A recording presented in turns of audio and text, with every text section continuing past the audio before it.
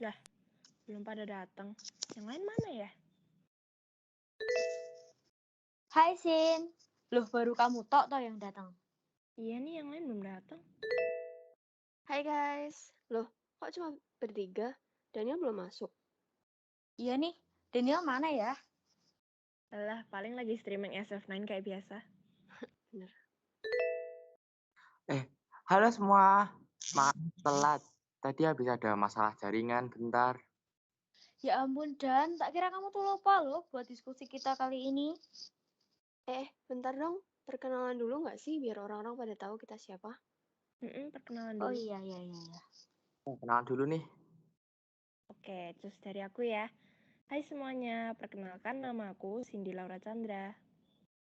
Aku Daniel Andianto Pratama Putra, satu-satunya laki-laki. Aku Kanakan Arswari Dibora. Dan aku Kayla Sunshine Kristiawan. Nah, udah nih perkenalannya. Yuk balik lanjut ke topik. Oke, aku ada pertanyaan nih. Kalian tahu nggak sih isu pemindahan ibu kota negara kita? Belum lama ini sempat jadi hot news juga gitu. Yang mau pindah ke Kalimantan Timur itu ya? Yang itu. Betul. Bener. Loh, kenapa pindah sih? Bukannya udah bagus di sana ya? Kayak pembangunannya udah merata kan? Justru karena belum rata dan biar Jakarta tuh nggak terlalu padat penduduknya. Terus bisa merata ke seluruh daerah yang belum terlalu banyak penduduknya. Nah di Kalimantan Timur itu setahu aku cuma 3 jutaan penduduknya. Padahal wilayahnya aja lebih besar daripada Jakarta. Emangnya Jakarta itu seramai apa sih?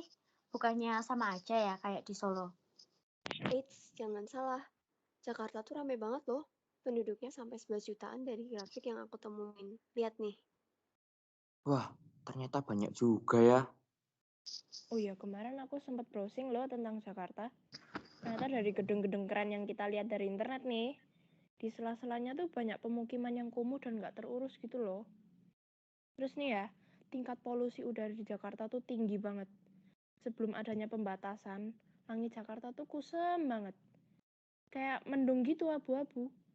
Nah, setelah ada pembatasan nih gara-gara pandemi COVID-19, wah jadi cerah banget langitnya. Jadi kelihatan banget kan pengaruh polusi udara di Jakarta. Ih kok kayaknya mengkhawatirkan banget ya kondisinya. Iya ya, untung loh kita tinggal di daerah yang masih mending kondisinya. Semoga aja daerah kita tetap terjaga kondisinya. Bentar deh, dari tadi kita kan ngomongin Jakarta mulu nih. Emangnya daerah kita itu udah baik kah atau masuk ke kriteria yang buruk? Dari info yang aku dapat sih masih termasuk asri loh kota Solo ini. Tapi kita harus tetap menjaga juga supaya tidak menjadi kota yang buruk.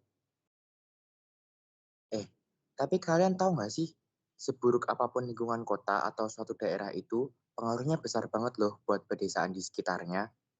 Dari informasi yang aku baca ya, pembangunan pedesaan gak bisa lepas dari pembangunan di perkotaan.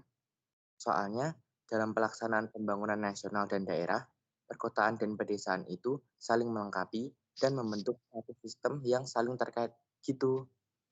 Oh, emang keterlibatannya apa aja sih? Kok kayaknya saling mempengaruhi banget? Keterkaitan antara perkotaan dan pedesaan kelihatan sih dari penyediaan bahan pokoknya, fasilitas dan penyediaan layanan dasar, penyediaan bahan baku, terus bahan setengah jadi, dan sumber daya manusia buat industri dan kegiatan ekonomi lainnya. Nah, dengan memperhatikan hal tersebut, keserasian dan keterpaduan dalam pembangunan sektor di daerah perkotaan dan daerah pedesaan diperlukan buat menjamin efektivitas usaha pencapaian sasaran pembangunannya. Walah, gitu. Wow, saling membutuhkan ya ternyata. Kayak kita manusia yang saling membantu dan melengkapi. Iya, benar banget. Tapi kalian kepikiran nggak sih, gimana ya cara perancang bangunan di ibu kota yang baru nanti mengerjakan bangunannya? Supaya bahannya bisa cukup, pengeluarannya nggak terlalu banyak, jadi nggak mengalami kerugian gitu. Mungkin nggak sih mereka pakai sistem persamaan linear bervariabel, kayak yang kita pelajarin di pelajaran matematika kemarin, yang penerapannya mungkin persis banget sama bacaan literasi matematika 2 minggu yang lalu. Bisa jadi tuh. Soalnya matematika tuh berhubungan banget ya sama kehidupan kita sehari-hari. Iya, bener banget. Dan guys, aku mau nambahin suatu informasi nih. Waktu pemerintah lagi bangun sebuah kota, nantinya setiap bagian yang ada di kota tersebut bakal punya fungsinya masing-masing yang pastinya berbeda.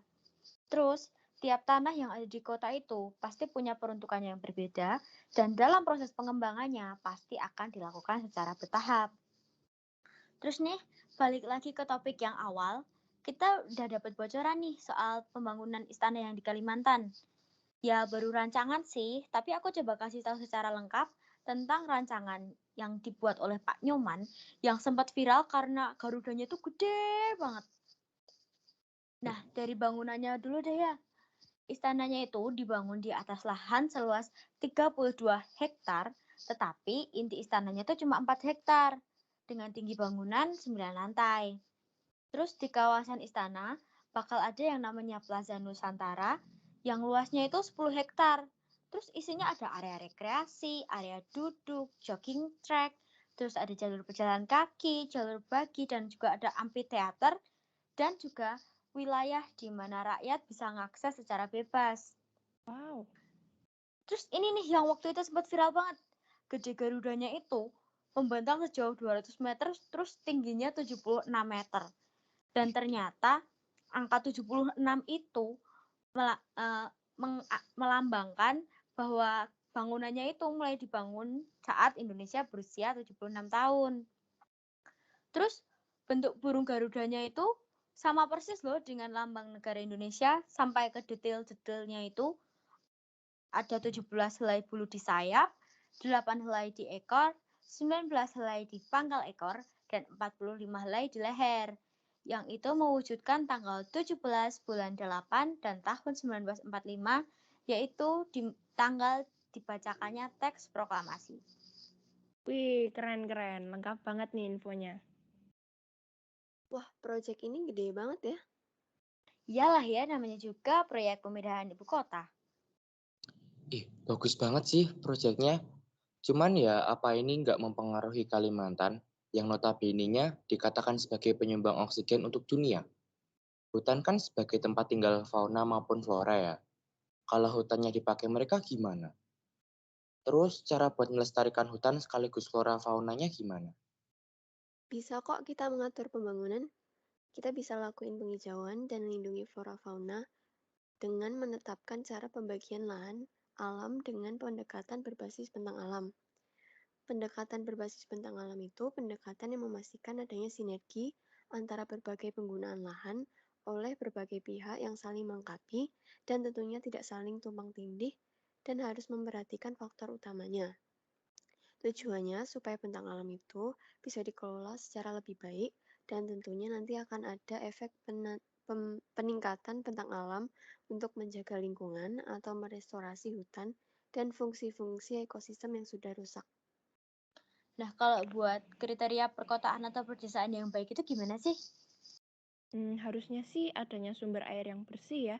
Kita kan apa-apa pakai air ya sekarang, jadi airnya juga harus bersih dong. Terus lingkungannya juga bersih dan tentunya sehat. Terus cara menjaga kebersihannya gimana ya?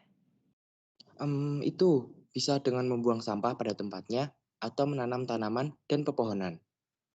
Iya benar banget, tumbuhan juga sangat penting. Soalnya oksigen yang kita hirup setiap hari kan dari tumbuhan ya. Maka dari itu, kita harus menjaga keberadaan tumbuhan di sekitar kita. Bisa juga tuh buat perbandingan dari ibu kota yang sekarang dan untuk ibu kota di masa depan nanti. Nah, kita itu sebagai generasi muda harusnya ikut aktif dalam kegiatan lingkungan. Apalagi cuma membuang sampah di tempatnya, mengelola sampah dengan prinsip 3R, terus merawat tanaman gitu. Itu bukan hal yang sulit kan untuk dilakukan. Ini juga untuk merawat bumi kita. Ngomong-ngomong, kalian tahu kan 3R itu apa? Tahu. Tahu dong, reduce, reuse, recycle kan? Nah, Bener benar banget. Tiba-tiba aku keinget deh sama cerita Trail Topics. Apa itu?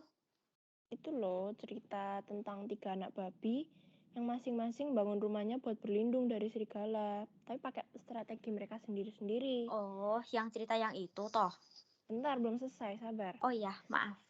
Singkatnya gini, mereka itu masing-masing membangun rumah. Si sulung dengan membuat rumah dari jerami, si tengah buatnya dari kayu, dan si bungsu itu buatnya dari batu bata. Nah, rumah si sulung dan si tengah tuh roboh diserang sama serigala. Terus mereka kabur deh ke rumah si bungsu. Nah, kan rumahnya terbuat dari batu bata tuh. Jadinya serigalanya nggak bisa nyerang mereka karena masih kokoh. Nah, mirip kan sama konsep pembangunan ibu kota kita di masa yang akan datang nanti. Kita harus punya strategi biar ibu kotanya itu nanti jadi aman dan nyaman bagi negara kita. Ya juga ya. Nyambung juga sih sama yang kita bicarain barusan. Ya kan? Bener banget sih. Mm-mm.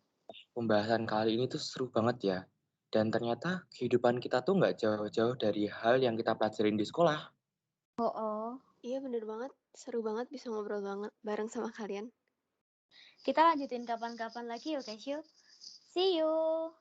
Oke deh. Makasih ya yang udah mau dengerin sampai selesai.